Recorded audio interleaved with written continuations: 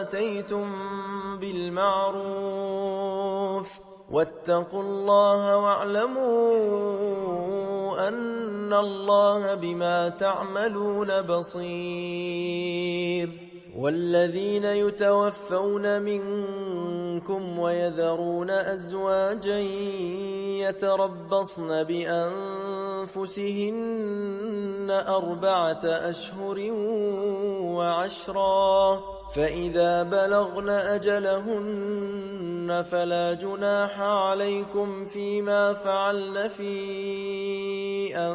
أنفسهن بالمعروف، والله بما تعملون خبير. ولا جناح عليكم فيما عرضتم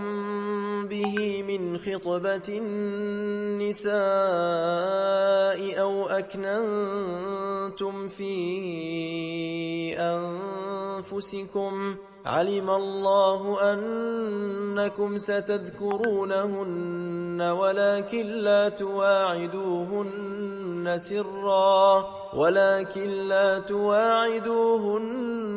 سرا إلا أن تقولوا قولا معروفا، ولا تعزموا عقدة النكاح حتى يبلغ الكتاب أجله، واعلموا أن الله يعلم ما في أنفسكم فاحذروه، واعلموا أن الله غفور حليم. لا جناح عليكم إن طلقتم النساء ما لم تمسوهن أو تفرضوا لهن فريضة، ومتعوهن على الموسع قدره وعلى المقتر قدره متاعا بالمعروف حقا على المحسنين. وإن طلقتموهن من فريضة فنصف ما فرضتم إلا أن يعفون أو يعفو الذي بيده وأن تعفوا أقرب للتقوى، ولا تنسوا الفضل بينكم، إن الله بما تعملون بصير. حافظوا على الصلوات والصلاة الوسطى وقوموا لله قانتين. أنتم فاذكروا الله كما علمكم ما لم تكونوا تعلمون. والذين يتوفون منكم ويذرون أزواجا وصية لأزواجهم متاعا إلى الحول غير إخراج أنفسهن من معروف، والله عزيز حكيم. وللمطلقات متاع بالمعروف حقا على المتقين. ألم تر إلى الذين خرجوا من ديارهم وهم ألوف حذر الموت فقال لهم الله موتوا ثم أحياهم، إن الله لذو فضل على الناس ولكن أكثر واعلموا أن الله سميع عليم. من ذا الذي يقرض الله قرضا حسنا فيضاعفه له أضعافا. ألم تر إلى الملأ من بني إسرائيل من بعد موسى إذ قالوا لنبي له مبعث لنا ملكا نقاتل في سبيل الله، قال هل عسيتم إن كتب عليكم القتال ألا تقاتلوا، قالوا وما لنا ألا نقاتل في سبيل الله وقد أخرجنا من ديننا إلا قليلا منهم والله عليم بالظالمين. وقال لهم نبيهم إن الله قد بعث لكم طالوت ملكا. قالوا أنى يكون له الملك علينا ونحن أحق بالملك منه ولم يؤت سعة من المال. قال إن الله اصطفاه عليكم وزاده بسطة في العلم والجسم والله يؤتي ملكه من يشاء والله واسع عليم. وقال لهم نبيهم إن آية ملكه أن يأتيكم التابوت فيه سكينة من ربكم وبقية مما ترك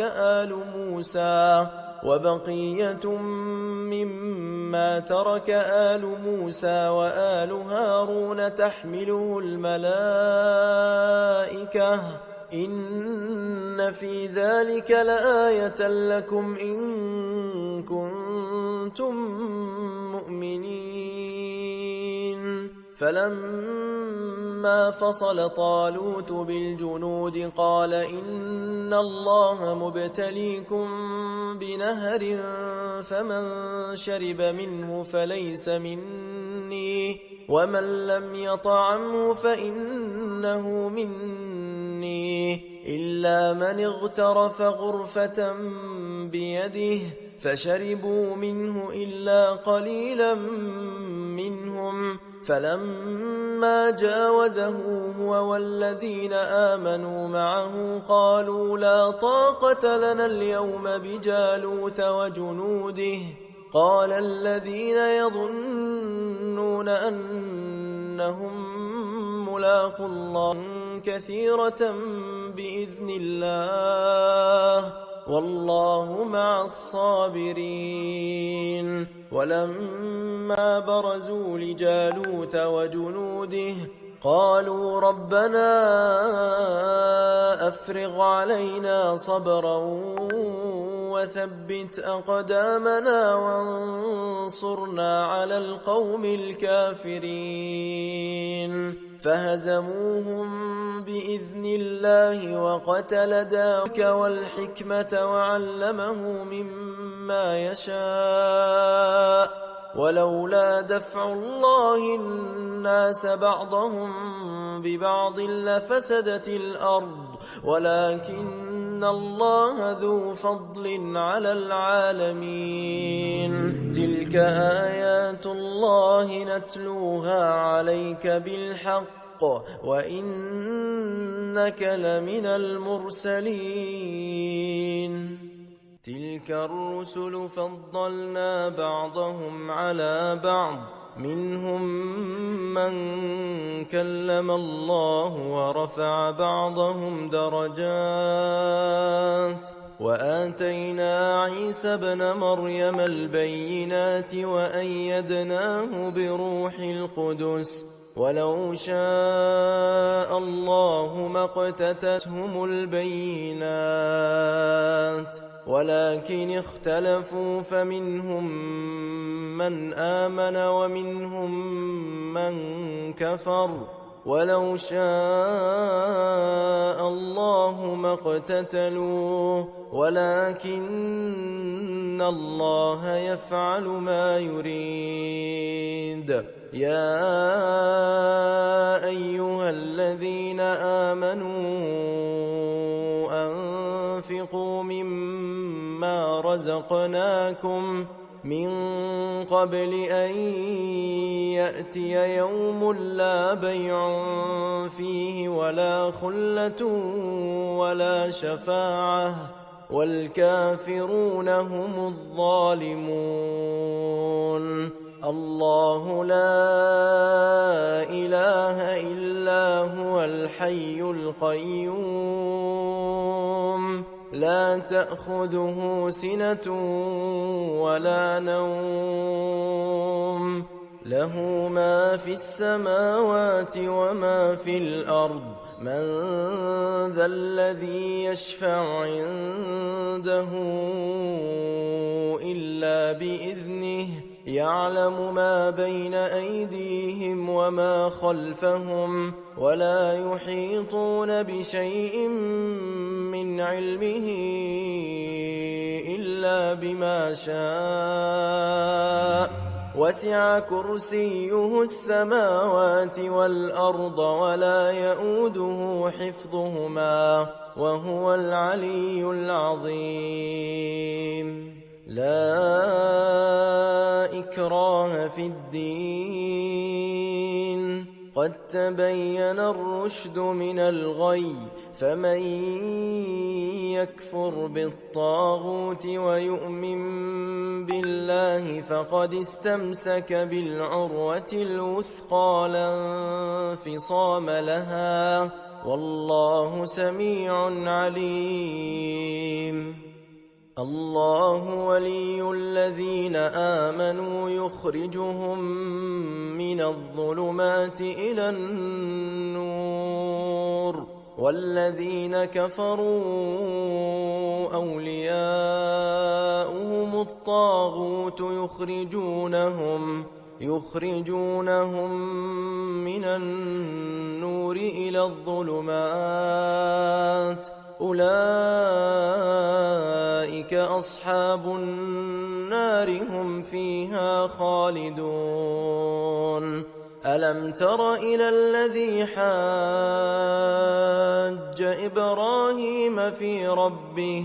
أن آتاه الله الملك إذ قال إبراهيم ربي الذي يحيي ويميت قال أنا أحيي وأميت قال إبراهيم فإن الله يأتي بالشمس من المشرق فأت بها من المغرب فبهت الذي كفر والله لا يهدي القوم الظالمين أو كالذي مر على قرية وهي خاوية على عروشها قال أنى يحيي هذه الله بعد موتها فأماته الله 100 عام ثم بعثه قال كم لبثت قال لبثت يوما أو بعض يوم قال بل لبثت 100 عام فانظر إلى طعامك وشرابك لم يتسنه وانظر إلى حمارك ولنجعلك آية للناس وانظر إلى العظام كيف ننشزها ثم نكسوها لحما فلما تبين له قال أعلم أن الله على كل شيء قدير وإذ قال إبراهيم رب أرني كيف تحيي الموتى قال أولم تؤمن قال بلى ولكن ليطمئن قلبي قال فخذ 4 من الطير فصرهن إليك ثم اجعل على كل جبل منهن جزءا ثم ادعهن يأتينك سعيا واعلم أن الله عزيز حكيم مثل الذين ينفقون أموالهم في سبيل الله كمثل حبة أنبتت 7 سنابل في كل سنبلة 100 حبة والله يضاعف لمن يشاء والله واسع عليم الذين ينفقون أموالهم في سبيل الله ثم لا يتبعون ما أنفقوا منا ولا أذى لهم أجرهم عند ربهم ولا خوف عليهم ولا هم يحزنون قول معروف ومغفرة خير من صدقة يتبعها أذى والله غني حليم يا أيها الذين آمنوا لا تبطلوا صدقاتكم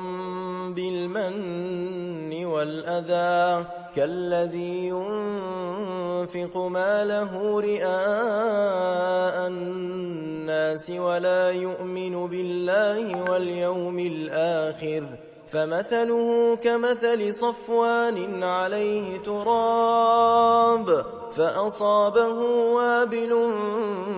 فتركه صلدا لا يقدرون على شيء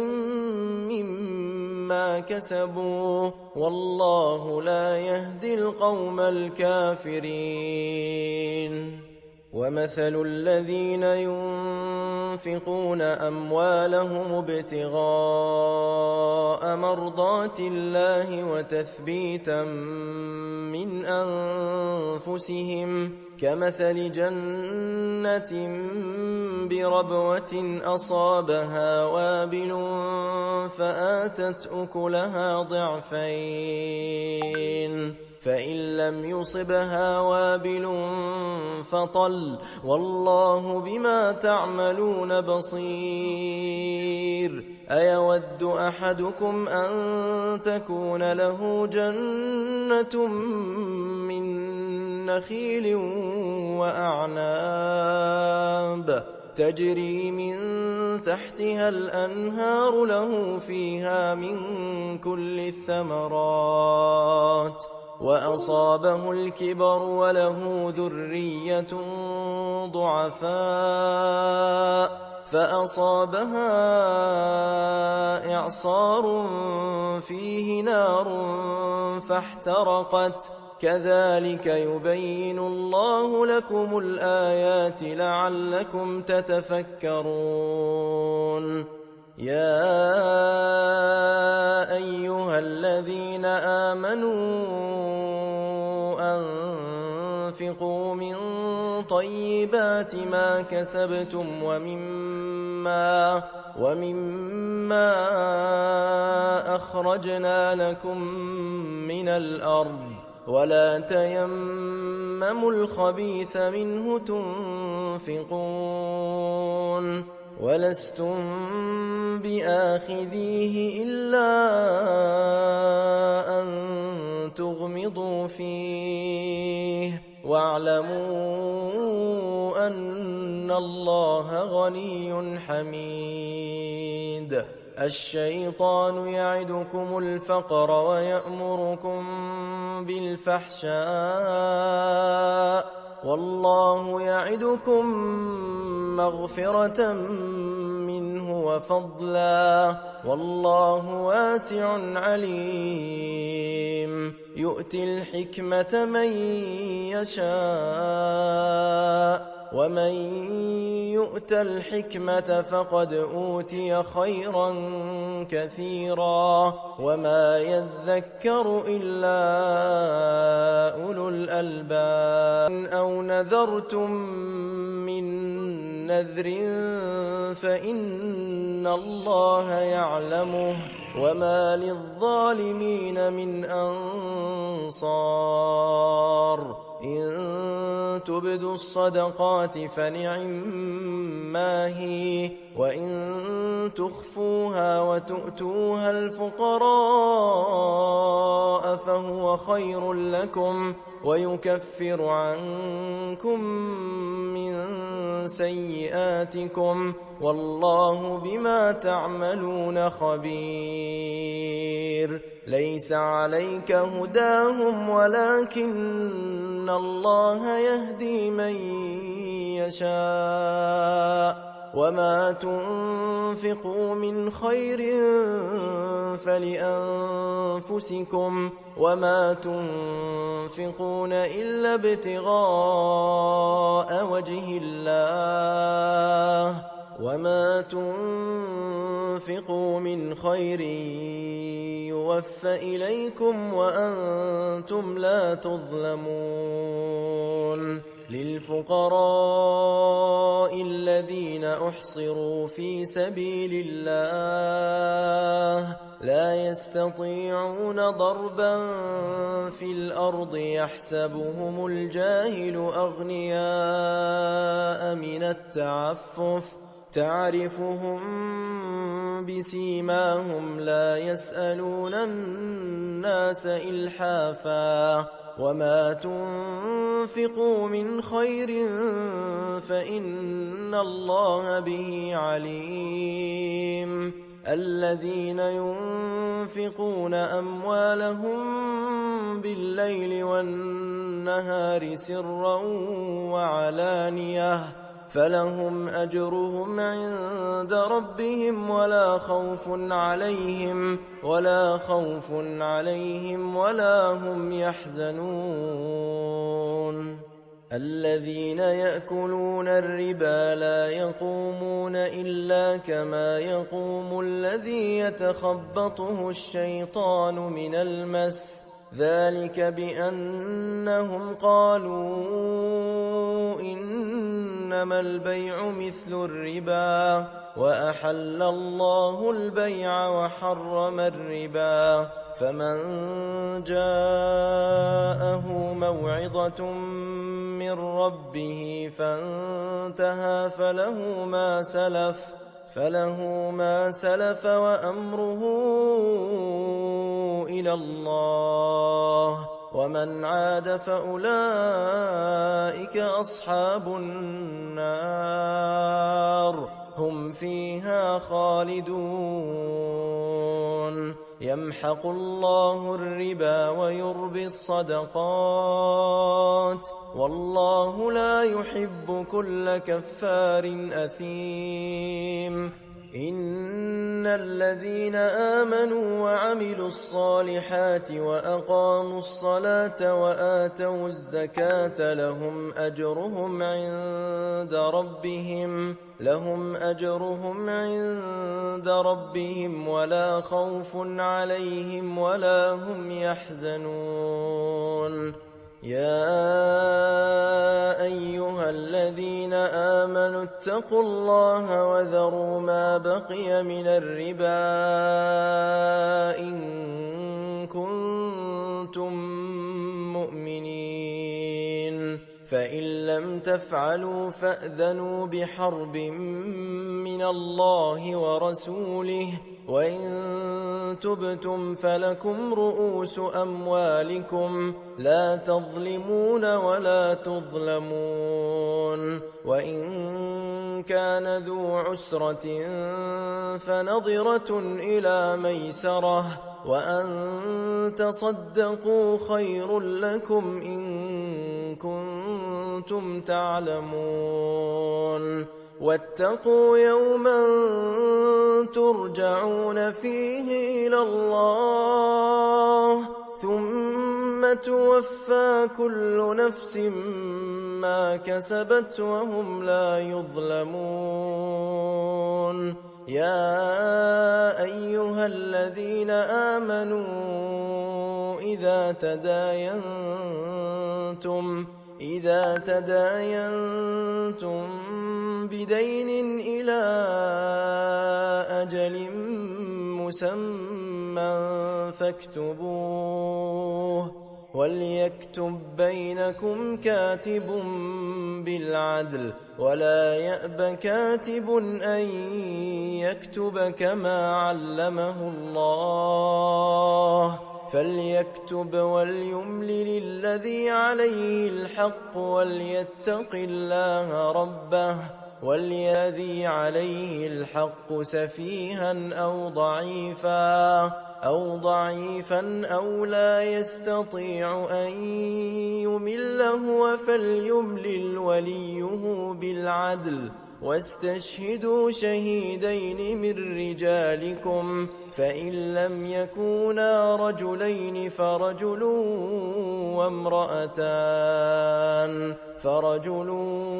وامرأتان ممن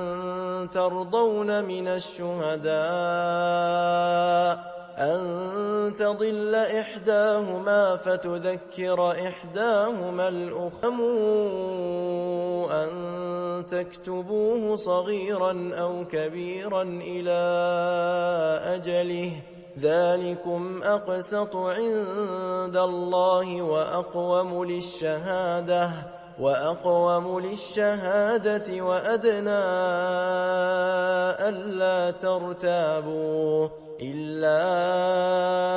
أن تكون تجارة حاضرة تديرونها بينكم فليس عليكم جناح ألا تكتبوها وأشهدوا إذا تبايعتم ولا يضار كاتب ولا بكم واتقوا الله ويعلمكم الله والله بكل شيء عليم وإن كنتم على سفر ولم تجدوا كاتبا فرهان مقبوضة فإن أمن بعضكم بعضا فليؤدي الذي اؤتمن أمانته وليتق الله ربه ولا تكتموا الشهادة ومن يكتمها فإنه لله ما في السماوات وما في الأرض وإن تبدوا ما في أنفسكم أو تخفوه يحاسبكم به الله والله على كل شيء قدير آمن الرسول بما أنزل إليه من ربه والمؤمنون كل بين أحد من رسله وقالوا سمعنا وأطعنا غفرانك ربنا وإليك المصير لا يكلف الله نفسا إلا وسعها لها ما كان إن نسينا أو أخطأنا ربنا ولا تحملنا ما لا طاقة لنا به واعف عنا على القوم الكافرين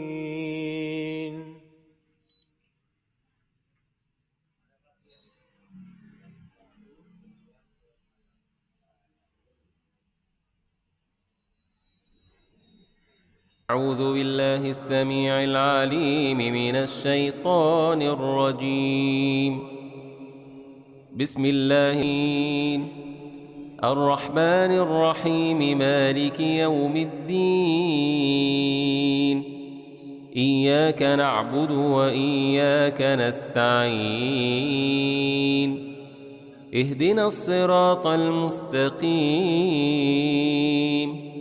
صراط الذين أنعمت عليهم غير المغضوب عليهم ولا الضالين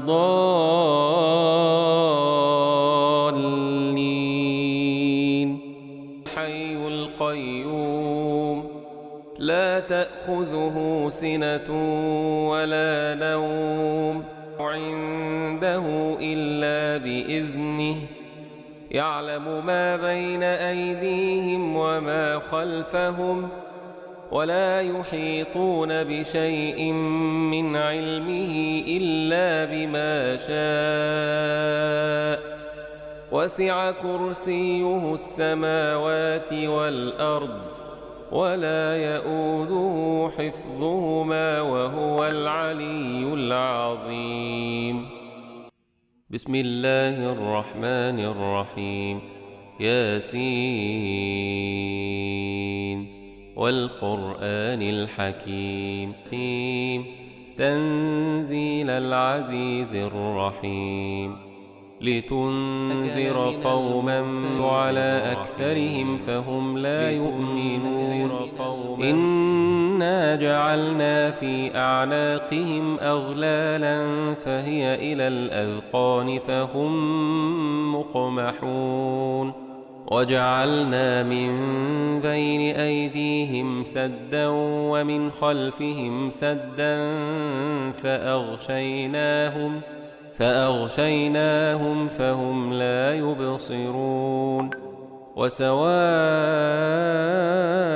عليهم أأنذرتهم أم لم تنذرهم لا يؤمنون. بشره بمغفرة وأجر كريم. إنا نحن نحيي الموتى ونكتب ما قدموا وآثارهم وكل شيء أحصيناه في إمام مبين. واضرب لهم مثلا أصحاب القرية إذ جاءها المرسلون إذ أرسلنا إليهم 2 فكذبوا مرسلون قالوا ما أنتم إلا بشر مثلنا وما أنزل الرحمن من شيء إن أنتم إلا تكذبون. قالوا إلا البلاغ المبين. قالوا إنا تطيرنا بكم لئن لم تنتهوا لنرجمنكم وليمسنكم منا عذاب أليم. قالوا طائركم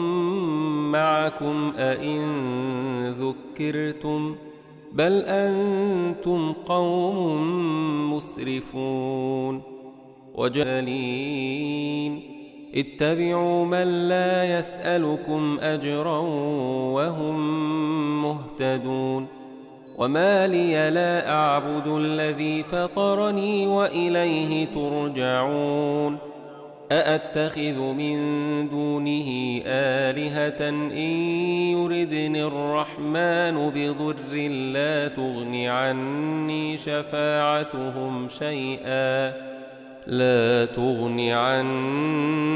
شفاعتهم شيئا ولا ينقذون. إني إذا لفي معون. قيل ادخل الجنة قال يا ليت قومي يعلمون. بما غفر لي ربي وجعلني من المكرمين. وما أنزلنا على قومه من بعده من جند صيحة واحدة فإذا هم خامدون. يا حسرة على العباد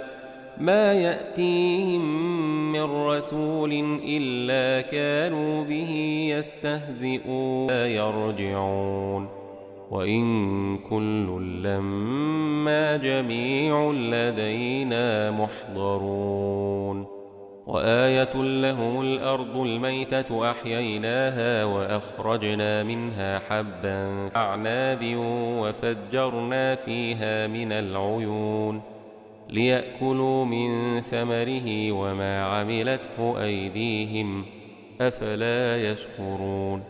سبحان الذي خلق الأزواج كلها مما تنبت الأرض ومن أنفسهم ومما لا يعلمون.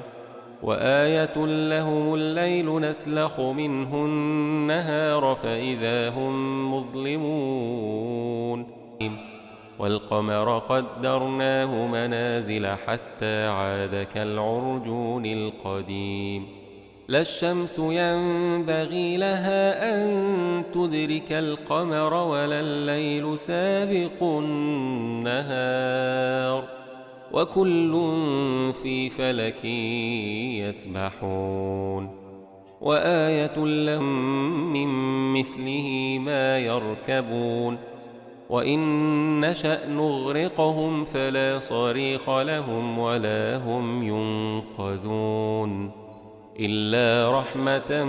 منا ومتاعا لكم لعلكم ترحمون وما تأتيهم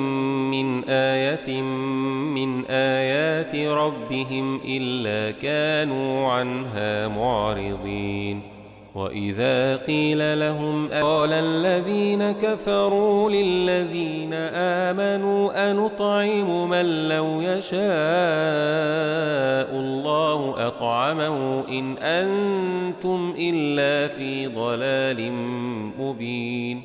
ويقولون متى هذا الوعد إن كنتم صادقين ما ينظرون إلا صيحة واحدة تأخذهم وهم يخصمون فلا يستطيعون توصية ولا إلى أهلهم يرجعون ونفخ في الصور فإذا هم من الأجداث إلى ربهم ينمرقدنا هذا ما وعد الرحمن وصدق المرسلون إن كانت إلا صيحة واحدة فإذا هم جميع لدينا محضرون فاليوم لا تظلم نفس شيئا ولا تجزون إلا ما كنتم تعملون إن أصحاب الجنة اليوم في شغل فاكهون هم وأزواجهم في ظلال على الأرائك متكئون لهم فيها فاكهة ولهم ما يدعون سلام قولا من المجرمون ألم أعهد إليكم يا بني آدم ألا تعبدين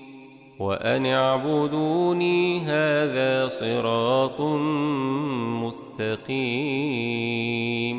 ولقد أضل منكم جبلا كثيرا أفلم تكونوا تعقلون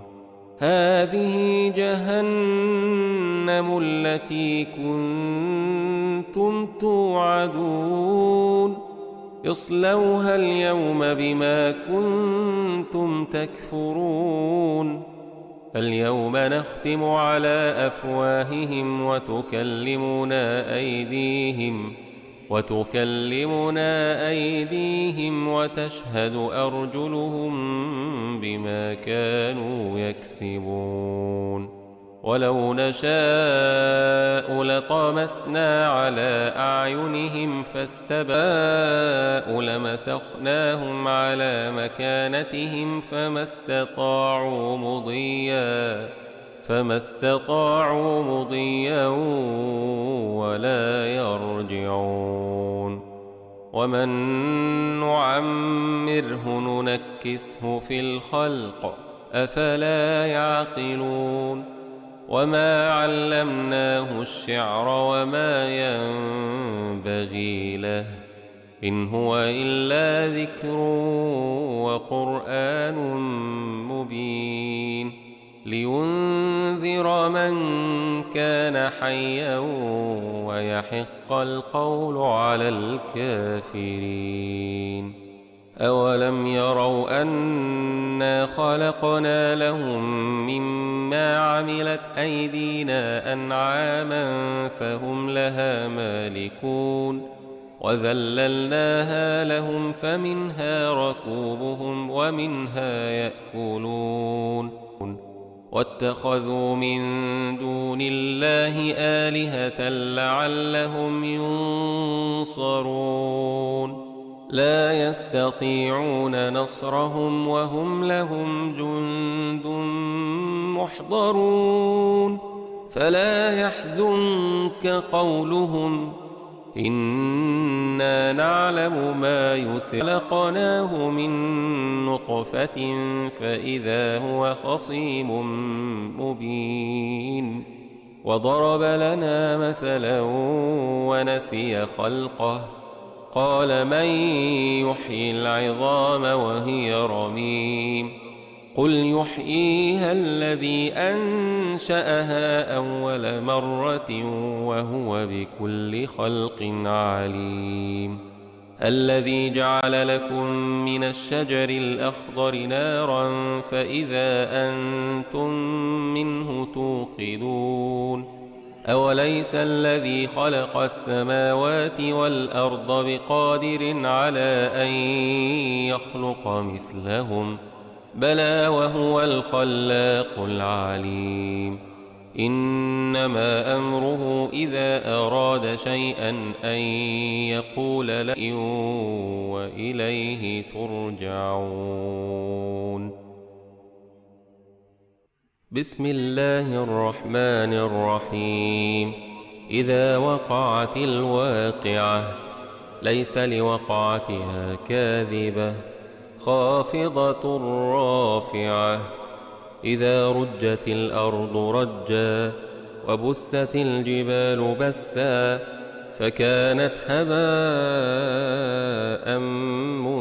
منبثا وكنتم أزواجا ثلاثة فأصحاب الميمنة ما أصحاب الميمنة وأصحاب المشأمة ما أصحاب المشأمة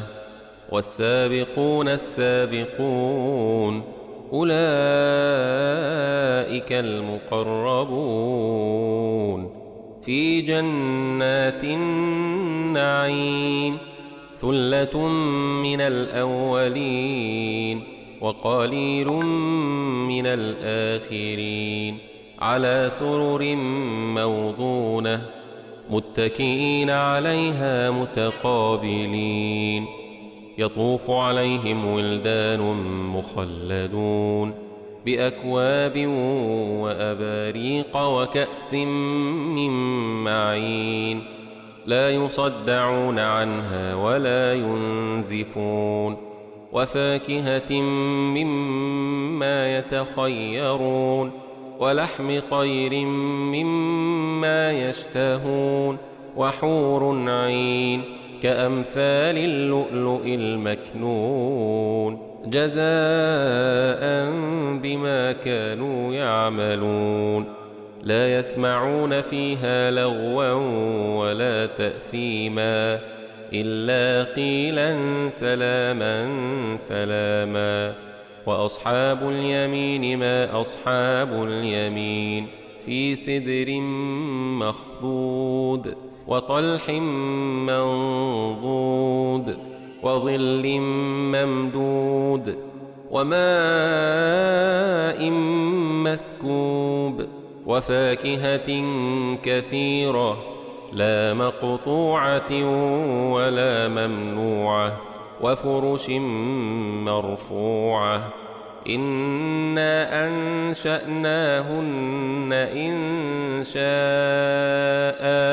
فجعلناهن أبكارا عربا أترابا لأصحاب اليمين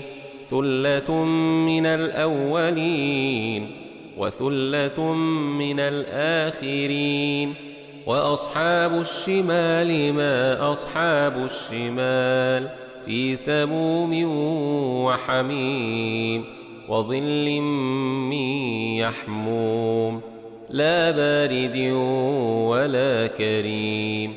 إنهم كانوا قبل ذلك مترفين وكانوا يصرون على الحنث العظيم وكانوا يقولون أإذا متنا وكنا ترابا وعظاما أإنا لمبعوثون أوآباؤنا الأولون قل إن الأولين والآخرين لمجموعون إلى ميقات يوم معلوم ثم إنكم أيها الضالون المكذبون لآكلون من شجر من زقوم فمالئون منها البطون فشاربون عليه من الهين نحن خلقناكم فلولا تصدقون أفرأيتم ما تمنون أأنتم تخلقونه أم نحن الخالقون نحن قدرنا بينكم الموت وما نحن بمسبوقين على أن نبدل أمثالكم وننشئكم فيما لا تعلمون ولقد علمتم أأنتم تزرعونه أم نحن الزارعون لو نشاء لجعلناه حطاما فظلتم تفكهون إنا لمغرمون بل نحن محرومون أفرأيتم الماء الذي تشربون أأنتم أنزلتموه من المزن أم نحن المنزلون لو نشاء جعلناه أجاجا فلولا تشكرون أفرأيتم النار التي تورون أأنتم أنشأتم شجرتها أم نحن المنشئون نحن جعلناها تذكرة ومتاعا للمقوين فسبح باسم ربك العظيم فلا أقسم بمواقع النجوم وإنه لقسم لو تعلمون عظيم إنه لقرآن كريم في كتاب مكنون لا يمسه إلا المطهرون تنزيل من رب العالمين أفبهذا الحديث أنتم مدهنون وتجعلون رزقكم أنكم تكذبون فلولا إذا بلغت الحلقوم وأنتم حينئذ تنظرون ونحن أقرب إليه منكم ولكن لا تبصرون فلولا إن كنتم غير مدينين ترجعونها إن كنتم صادقين فأما إن كان من المقربين فروح وريحان وجنة نعيم وأما إن كان من أصحاب اليمين فسلام لك من أصحاب اليمين وأما إن كان من المكذبين الضالين فنزل من حميم وتصلية جحيم إن هذا لهو حق اليقين فسبح باسم ربك العظيم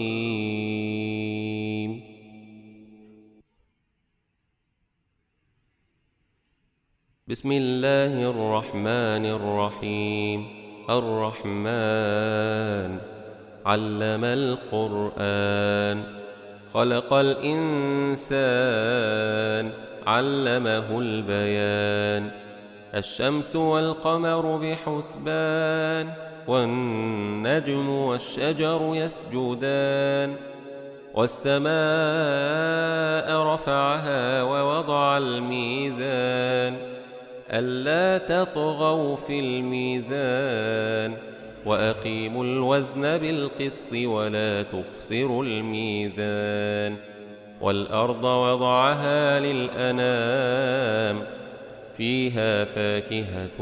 والنخل ذات الأكمام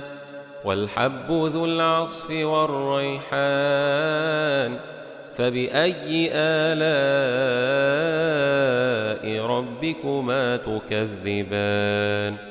خلق الإنسان من صلصال كالفخار وخلق الجان من مارج من نار فبأي آلاء ربكما تكذبان رب المشرقين ورب المغربين فبأي آلاء ربكما تكذبان مرج البحرين يلتقيان بينهما برزخ لا يبغيان فبأي آلاء ربكما تكذبان يخرج منهما اللؤلؤ والمرجان فبأي آلاء ربكما تكذبان وله الجوار المنشآت كما تكذبان كل من عليها فان ويبقى وجه ربك ذو الجلال والإكرام فبأي آلاء ربكما تكذبان يسأله من في السماوات والأرض كل يوم هو في شأن فبأي آلاء ربكما تكذبان سنفرغ لكم أيها الثقلان فبأي آلاء ربكما تكذبان يا معشر الجن والإنس إن استطعتم أن تنفذوا من أقطار السماوات والأرض فانفذوا لا تنفذون إلا بسلطان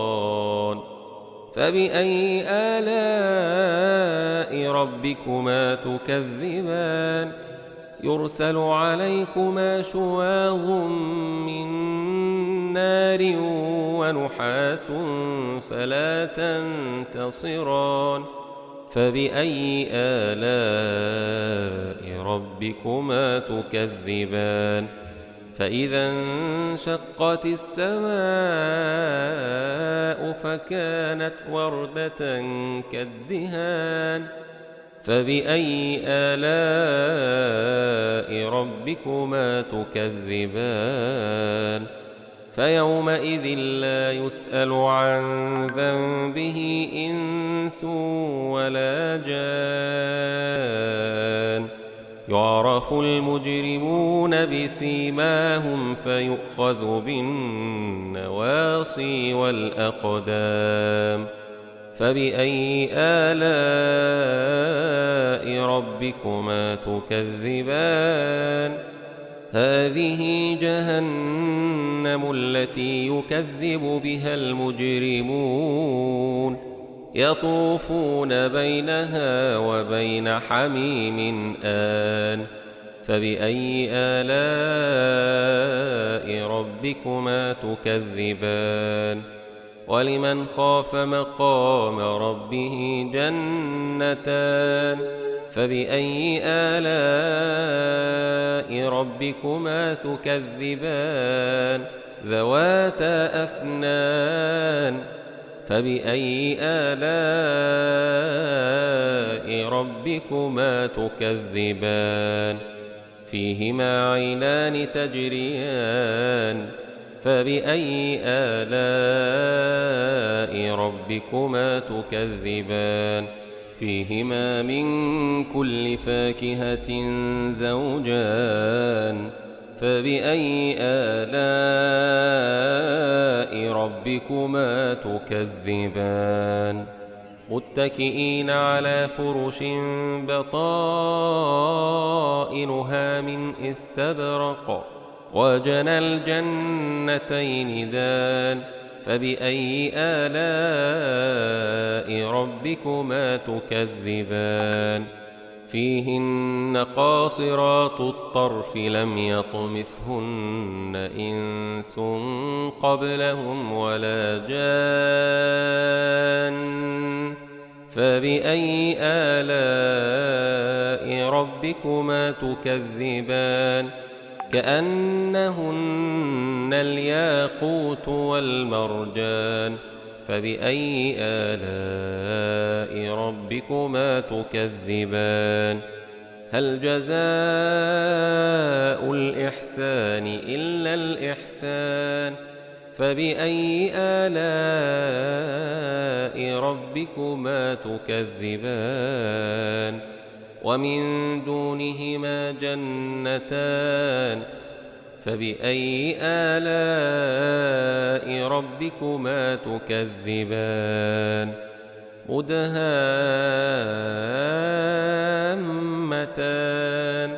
فبأي آلاء ربكما تكذبان فيهما عينان نضاختان فبأي آلاء ربكما تكذبان فيهما فاكهة ونخل ورمان فبأي آلاء ربكما تكذبان فيهن خيرات حسان فبأي آلاء ربكما تكذبان حور مقصورات في الخيام فبأي آلاء ربكما تكذبان لم يطمثهن إنس قبل ربكما تكذبان متكئين على رفرف خضر وعبقري حسان فبأي آلاء ربكما تكذبان تبارك اسم ربك ذي الجلال والإكرام بسم الله الرحمن الرحيم الحمد لله الذي أنزل على عبده الكتاب ولم يجعل له عوجا قيما لينذر بأسا الذين يعملون الصالحات أن لهم أجرا حسنا ماكثين فيه أبدا وينذر الذين قالوا اتخذ الله ولدا ما لهم به من علم ولا لآبائهم كبرت كلمة تخرج من أفواههم إن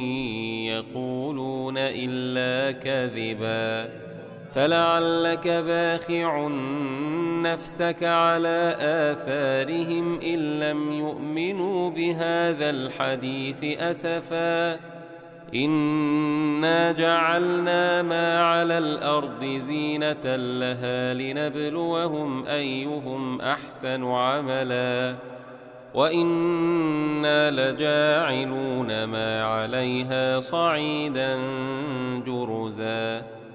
أم حسبت أن أصحاب الكهف والرقيم كانوا من آياتنا عجبا إذ أوى الفتية إلى الكهف فقالوا ربنا آتنا من لدنك رحمة لنا من أمرنا رشدا فضربنا على آذانهم في الكهف سنين عددا ثم بعثناهم لنعلم أي الحزبين أحصى لما لبثوا أمدا نحن نقص عليك نبأهم بالحق إنهم فتية آمنوا بربهم وزدناهم هدى وربطنا على قلوبهم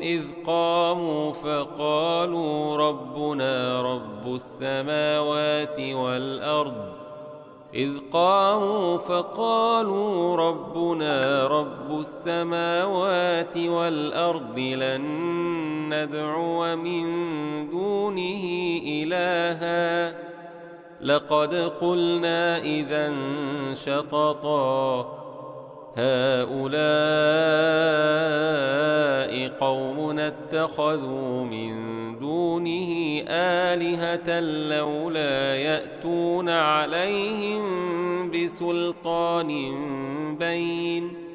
فمن أظلم ممن افترى على الله كذبا وإذ اعتزلتموهم وما يعبدون إلا الله فأووا إلى الكهف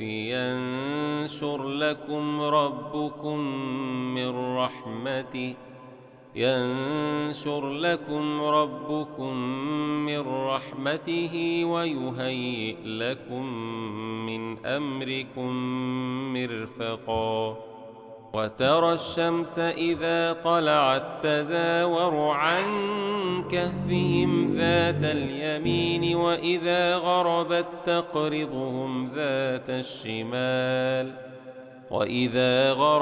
تقرضهم ذات الشمال وهم في فجوة منه ذلك من آيات الله من يهد الله فهو المهتد ومن يضلل فلن تجد له وليا مرشدا وتحسبهم أيقاظا وهم رقود ونقلبهم ذات اليمين وذات الشمال وكلبهم باسط ذراعيه بالوصيد لو اطلعت عليهم لوليت منهم فرارا ولملئت منهم رعبا وكذلك بعثناهم ليتساءلوا بينهم قال قائل منهم كم لبثتم قالوا لبثنا يوما أو بعض يوم قالوا ربكم أعلم بما لبثتم فابعثوا أحدكم بورقكم هذه إلى المدينة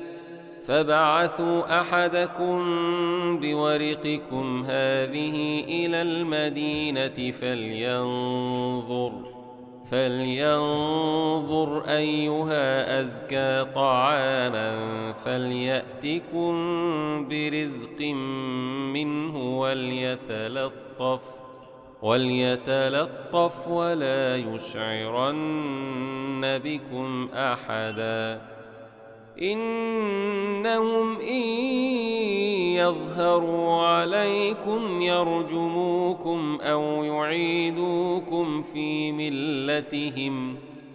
أو يعيدوكم في ملتهم ولن تفلحوا إذن أبدا وكذلك أعثرنا عليهم ليعلموا أن وعد الله حق وأن الساعة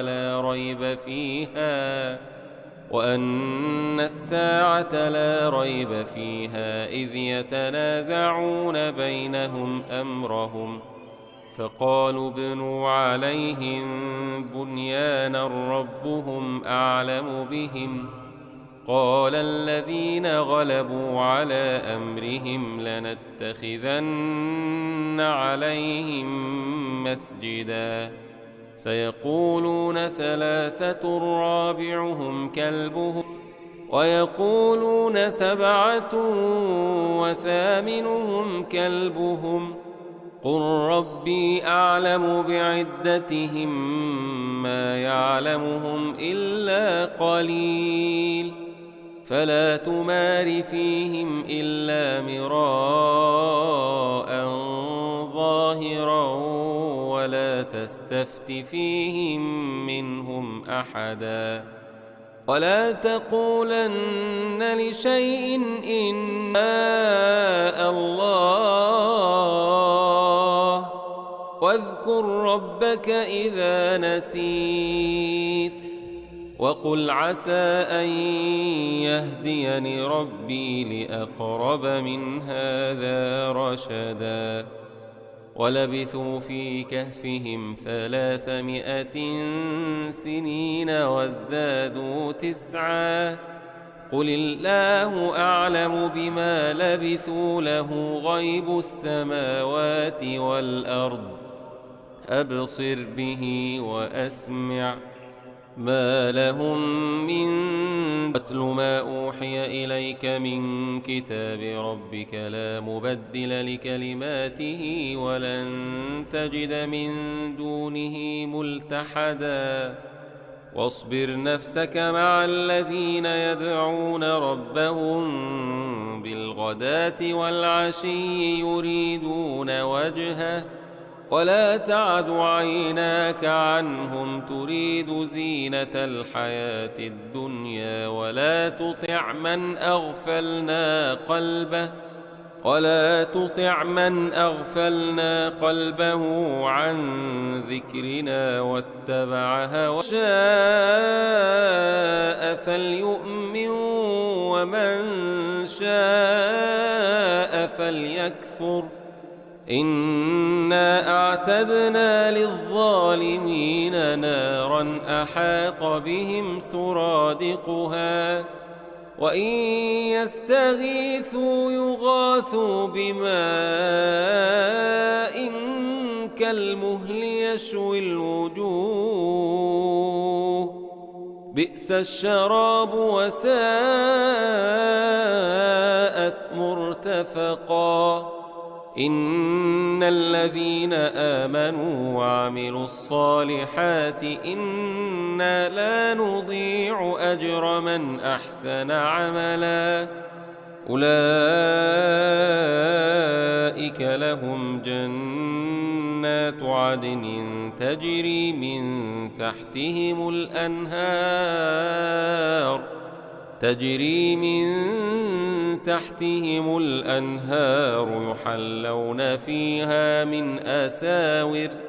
يحلون فيها من آبا خضرا من سندس واستبرق متكئين فيها على الأرائك نعم الثواب وحسنهما جنتين من أعناب وحففناهما بنخل وجعلنا بينهما زرعا كلتا الجنتين آتت أكلها ولم تظلم منه شيئا وفجرنا خلالهما نهرا وكان له ثمر فقال لصاحبه وهو يحاوره أنا أكثر